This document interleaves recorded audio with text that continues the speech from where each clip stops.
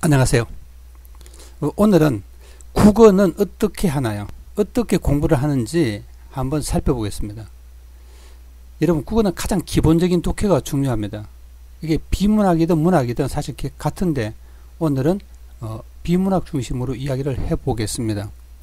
여러분, 국어를 읽는다는 것은 우리말로 된 언어를 읽어서 이해한다고 생각하시면 됩니다. 결국은 국어 독해라는 것은 국어로 된 언어를 읽어서 이해한다는 뜻입니다. 그러면 도무지 우린 여기서 발음하는 것을 읽는 건데 이해하는 것은 어떻게 하는 것인가를 알게 됩니다. 알아야 됩니다. 결과적으로 뭐냐면은 이해한다는 것은 이 세상에 깔려있는 수많은 언어를 조합한 상태, 그게 이제 문장이거나 문단이거나 하나의 글이죠. 그 글을 읽어서 다시 구조화하는 겁니다. 근데 구조화는 크게 두 가지 있죠. 작가가 구조화한 것이 있고 읽어서 독자가 구조화하는 것이 있습니다. 이게 이제 일치할 수도 있고 일치하지 않을 수도 있습니다. 왜냐하면은 작가도 정확하게 자기가 글을 제대로 쓰지 못할 수도 있고, 또 뭐냐면 그 소비자인 독자도 그것을 정확하게 읽어낼지 못할 수도 있습니다. 다시 말하면은 작가가 하고 싶은 말과 독자가 읽고 싶은 것이 만나서 읽혀지는 게 그게 독해입니다. 정확하게 말하면. 근데 문제는 뭐냐면은 작가는 자기 생각을 쓰고 독자는 자기 생각으로 읽습니다. 약간 복잡해지는데 그것은 결국 뭐냐면 작가와 독자의 만남이에요. 근데 문제는 이거죠. 우리는 전통적으로 국가라든가 모든 사람이 만들어 놓은 언어 체계가 있습니다. 그게 가장 우선입니다. 그래서 우리 학교 공부라는 것은 다시 말하면 기존에 전통적으로 내려왔던 글의 읽는 방식을 이해하는 것이 독해입니다. 그래서 조금 말이 어려워지고 있습니다. 자, 이제 실제로 이제 글을 한번 독해해 보겠습니다. 여러분, 이 글은 초등학교 한 2학년 수준입니다.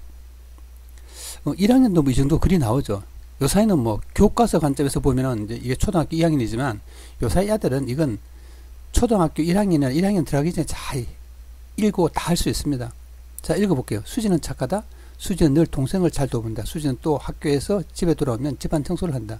뿐만 아니라 수지는 집 홀로 계시는 할머니의 말벗이 되어주기도 하고, 수지는 어머니께서 늦게 오시면 저녁을 차리기도 한다. 이제 이게 중요한 거죠. 이게 그러니까 주제가 뭐냐? 이게 가장 있잖아요. 기본이에요. 주제를 파악할 수 없는 사람은 독해가 안 돼요.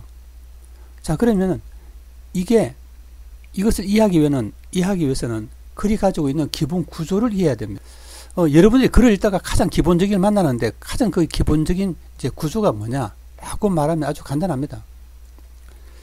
중심 문장 플러스 뒷받침 문장, 이게 기본 구조입니다. 중심 문장 플러스 뒷받침 문장.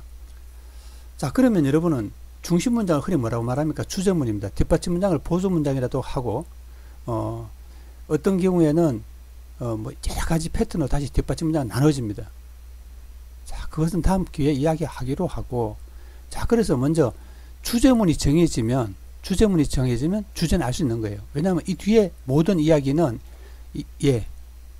주제문을 설명합니다. 이게 가장 기본 구조예요. 여러분 학교나 이런 데서 두괄식이라고 많이 들어봤잖아요. 그래서 이게 가장 기본적인 글의 구조입니다. 자, 이런 관점에서 좀 전에 글을 딱 읽을 수 있어야 돼요. 그럼 이 주제가 뭐냐라고 물으면 대답할 수 있어야 되는 거죠. 자, 이해가 되시나요?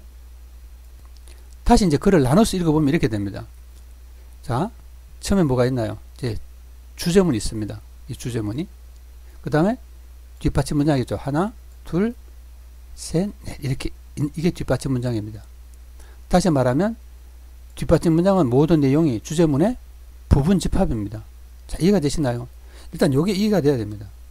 자, 그래도 아직까지도 주제를 찾지 못하는 사람이 있을 것입니다. 자, 여러분이 독해를 하는데 구조화 혹은 도식화라는 개념이 있는데 그런 것을 연습하는 게 굉장히 좋습니다. 자, 요것을 아주 간단하게 설명하면 이렇게 되는 거죠. 수지는 착하다는 것을 이렇게 이야기할 수 있고, 이렇게 이야기할 수 있고, 이렇게 이야기할 수 있고, 이렇게 이야기할 수 있습니다. 자, 이것을 좀 전에 뭐라고 이야기했나요? 뒷받침 문장. 그 다음에 이걸 뭐라고 말했나요? 주제문. 여러분 이렇게 간단하게 이제 설명할 수 있는 거예요. 자, 이것을 약간만 더 난이도가 높게 설명해 보겠습니다. 여러분 지금 학교에서 배우지 않는 것들 좀 있기 때문에 참고를 하시기 바랍니다. 자, 이제 약간 나누어 보겠습니다. 여기서부터는 조금 이제 속도를 늦춰서 천천히 할 테니까 여러분이 살펴보세요. 자, 여러분 한번 보세요. 자, 화적이 정해져 있죠. 그럼 결국 화제는 뭐냐면 수지에 대한 이야기예요. 수지. 이게 화제입니다. 그럼 초점은 뭐냐면 수지가 착하다고 말하는 거예요. 자, 이해가 되시죠? 그럼 이 뒤에 나오는 이야기는 모두 뭐예요? 착한 내용입니다. 착하다를 설명합니다. 이게 이제 기본적인 구조예요. 두괄식의 여러 가지 패턴 중에서 대표적인 패턴입니다. 자, 여러분 여기까지 읽으시는 사람들은 한번 생각해 보세요. 주제가 뭔가요? 이게 중요한 거죠. 주제가 뭔가요? 수지의 성격이에요. 이렇게 글을 읽는 방법입니다. 자, 질문을 하신 분 이해가 되시나요? 여러분 이제 들어서는 누구나 이해를 합니다. 그거 못하는 사람 없어요. 지금 제가 강의하는 것은 초등학교 한 2학년 정도 수준이면 누구나 이해할 수 있습니다. 근데 문제는 뭐예요? 자신이 다른 거를 봤을 때 응용할 수 있어야 돼요. 응용할 수 없으면 그거는 이해하지 못하는 것입니다. 그래서 여러분들은 지금 방금 설명한 것을 잘 이해하고 한 개 한 개 적용해야 됩니다. 근데 쉬운 일이 아니죠. 왜요? 듣기는 쉬워도 자기가 직접 노력해서 독해하는 것은 쉽지 않습니다. 굉장히 어렵습니다. 그래서 결국은 뭐냐면 티칭이 필요한 거예요. 여러분 티칭을 해서 충분히 익힌 다음에 그 다음에 뭐야? 코칭을 받아야 돼요. 티칭 받고 코칭을 받은 다음에 자기가 혼자 주도적인 학습을 할 수 있습니다. 여러분 배운 적도 없고 코칭을 받아서 훈련한 적도 없는 것을 어떻게 자기 주도 학습을 하겠습니까? 자기 주도적 학습이란 기본이 되어 있을 때 하는 거예요. 최소한도 뭐냐 하면은 인터넷 강의를 듣거나 비디오를 보거나 아니면 책이라도 있어야지 공부를 할 수 있지. 산속에 들어가서 가만히 앉아서 자기 주도적 학습을 할 수가 없어요.